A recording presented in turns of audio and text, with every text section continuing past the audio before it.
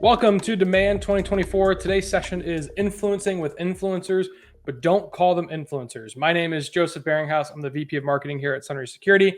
I am a big fan of today's session, excited to talk about why you should call them literally anything else. Because we're at Metadata's event, Demand 2024, we're going to talk primarily about social influencers today, but we'll break into some alternate channels here and there. And we're going to dive in with some stats right up front about why you should work with social influencers. First and foremost, 13% CTR.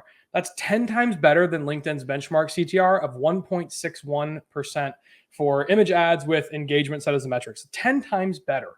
We'll talk about what ad type this is in a second, but that's in comparison to an image ad. 4,698 clicks. That's 1.61%. Again, CTR returned with 4,698 clicks. It's the most clicks that I've seen in a campaign in the short period of time that we ran this. This was in about a 2-month campaign period. And then a sub $4 CPC. The average LinkedIn CPC is between $5 and $15. And so under $4 for the cost per click. And this ad type is my favorite. This is my favorite ad type, only second to conversation ads. And that ad type that I'm a big favorite of is thought leader ads. I love them. It brings that social proof to life. But before we talk about how we get into using thought leader ads, we're going to talk about how social media campaigns and influencer marketing work together and some of the ground rules that it takes to use thought leaders or partners in this concept. So the ground rules, my very, very first rule, I've said it a few times, don't call them influencers. Nobody really likes the term. It sounds cringy. It feels cringy even when I say it right now. We really want to avoid using that word when we're talking with our partners or talking about our partners that we're working with. Cyber specifically, that's the space I'm in, cybersecurity or cloud security or IT security, any type of non-MarTech and RevTech, I would say, really, really doesn't like the term. In fact, I made the mistake a few times when I was talking with some of these partners and I used the word influencer and I saw their face just immediately cringe. And so we purposefully tried to take that word out of our vocabulary when we're talking with them. And third time's the charm, because I really can't say it enough. Seriously, don't call them influencers. The one exception, and we'll talk about this in a second, is when you get internal buy-in within your company. So if you're trying to get buy-in with your company or your leadership, it's okay to use the word influencer. I'm going to use it during the session as well, because it's what everyone's common terminology is for the concept. But when we talk about them as people, I would really avoid using the word influencers. The other ground rule I want to talk about is playing this around a campaign or a theme. Random one-off messages or random acts of marketing, however you want to call them, they don't work in other channels. They're not going to work in social marketing either. They're not going to work in influencer marketing.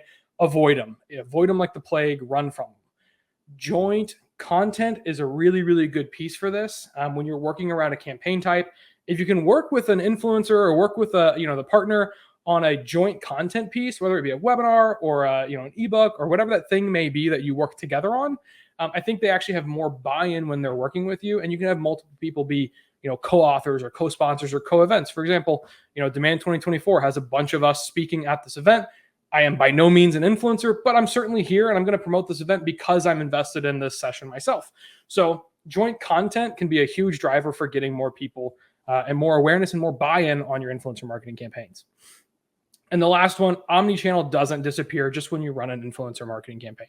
I'm running influencer marketing campaigns right now, and they're working with a bunch of different channels. So we're using them in different components. We'll talk about like the content repurposing with them in a moment, but you're still repurposing content at the end of the day, regardless of the format it came in. Just because it's on LinkedIn or Twitter or Reddit or wherever it may be, doesn't mean you can't use it in other content pieces. The other ground rule, the last, third, and final one we're going to go through, this is not a transaction. I know we talk about this a lot, but it's really important when you're doing influencer content that it's not a transactional concept. Some people will call it brand marketing. Some people call it whatever you want to call it, but it's not meant to be you fill this thing out, I get 1,000 demo requests. That also applies when you're working with the end user that you're partnering with on this campaign. You want to build a relationship with these partners of yours beyond just a post. I'm going to give you X amount of money for a post on X channel. You really want to avoid that kind of concept and turn it more into a relationship of how you can help each other. I'll help you with this concept. You help me with this concept. And even like I've found this being super helpful when we're doing sessions or working with some of these partners is I want you to tell me what you think your audience would be most interested in around this topic. How would you phrase it? How would you want to talk about it? And then let's go build that content piece around it. Set your expectations internally on the goals and the why. Again, internal buy-in. When we launch these campaigns, when I run them myself, our goal is not 1,000 demo requests. Now, don't get me wrong. It's nice when it happens. There's certainly scenarios where somebody posts it, they come in for a trial or a demo request. It certainly happens. But the goal is to make sure that somebody else is talking about your brand in their audience. They have an audience that they have built. You are trying to borrow it. Keep that in mind as you're building these campaigns, is that you're trying to get eyeballs in the same way you would with any other advertisement that you would do on LinkedIn or on Twitter or in a newsletter. You're trying to get the audience to know who you are and to build trust with that audience. Using a partner is just part of that. So we talked about the ground rules. We're going to talk about the basis of your program now. Keep in mind, we are not selling soap when we're doing B2B influencer campaigns. It's my favorite terminology is we're not selling soap, which is why we're not going to get 1,000 demo requests, which is why I can't just ask anyone to do it because anyone can try soap. You really need to pick your experts in the right way. So the basis of your program is 2 parts: finding the right people, training and guidance. So we're going to talk about finding the right experts first. We have an awesome team on our side of the house. I had a couple people that did a lot of work on our team. Shout out to Matt Shelton, that did a really good job finding these people. And part of it was asking your customers, following your customers on the platforms they're on, making sure that you're following who they would follow. And so as you watch them on those platforms, sometimes they're more engaging than others. My recommendation too is just ask them. Everyone always loves to say, just ask the customers. It's true. If you can just ask the customers, great. If not, follow them, watch them. Don't be creepy, but see what they're doing. And then follow from there. So you kind of can go down a dark rabbit hole in any social platform, but start with, I'm watching this person on this channel and seeing who they like and who they like and they like, and you end up finding people that are in the same little circle. Don't be afraid to ask people that have never done this before. It's really challenging sometimes to see who's done it or not, but some people just never done it because they've never been invited to do it. We worked on a launch we did where we had a lot of people that had never done this or done this for the first time, and we just asked them and we coached them. Now, those will take more of your time to train them, to teach them what you want, to work with them. But sometimes those are the best ones. And in one scenario that we had, it was by far the best scenario we could have had. And think outside the box with who you work with. If you're in a category where you have a lot of customers, or you're in a company where you have a lot of customers, sometimes you can just look internally to your customers to do this instead of thinking outside the box of I want to work with a person that's been doing X newsletter. Think outside the box and see if you could pull in customers or even analysts or news industry individuals. You can go outside the box pretty far here. And then training and guidance.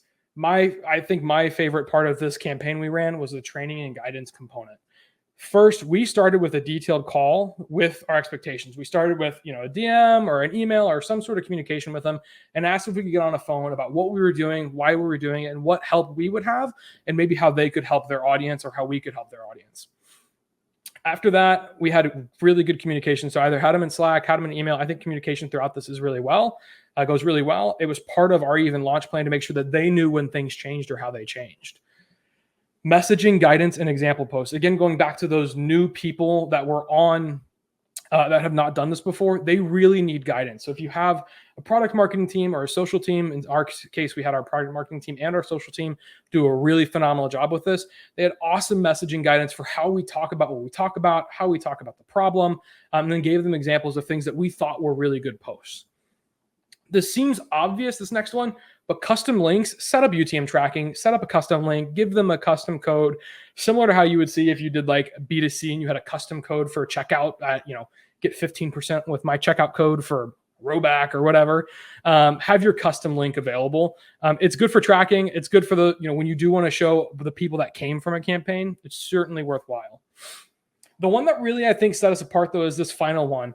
A mandatory demo Q&A session. For every single partner we worked with, we required them to come on a demo, or we gave them a trial or gave them access to a tenant.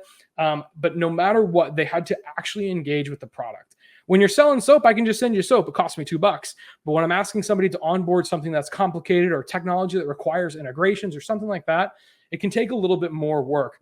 And this wasn't just with me as the marketer. It was with our technical team, with our engineering team, so they could really dig into the why and the how we built this thing. And I think it turned into a much better scenario. We'll see that in a moment. I do want to call out, though, By doing it this way, you are going to lose people. Quality over quantity applies here, just like with everything else we do in marketing or sales. You 100% will lose people when you say, I need you to come on a demo, or I need you to speak with our founder. Some people will love it. Some people just want to take a check and they want to go run their product without having to talk with anyone. We were very, very explicit and specific with who we worked with, making sure that they actually understood and bought people and they had buy-in in what we were doing and how we did it. Again, basis of your program. And we're going to talk, like I said, primarily about social influencers here. We'll talk more about how in a second, but think beyond social media. There's 1,000 different ways you can work with people. Obviously, you're repurposing. This is the whole content repurposing workflow that I'm sure you've heard about. And content marketers are really great at taking this and turning it into other content. So just keep that in mind as you're working within a social media influencing campaign. But we're going to talk about thought leader ads, my favorite, and how to write the post. First and foremost, 2 concepts of the post: copy and visuals. First and foremost, do not write the post. Like, don't write it, make them write it. They know their audience. They know how their audience wants to talk. And if you're truly finding experts in the space, they know how they would talk about your product to a colleague or a friend better than you do. So talk with them first. Ask for a review for accuracy only. I can't tell you the amount of times that myself and my product marketing counterpart looked at posts and were like, I don't know if that's how I would say that. Like, if I was writing this post, I wouldn't do that. Good. We fought it really hard, making sure that it was not how we would say it, but how they would say it. The thing we did look for was, if you're going to talk about my product, I want to make sure that you're accurate in it as well. And so we had that conversation with some of them, but only for accuracy. Provide a messaging doc. Again, ask your product marketing team or content team for this.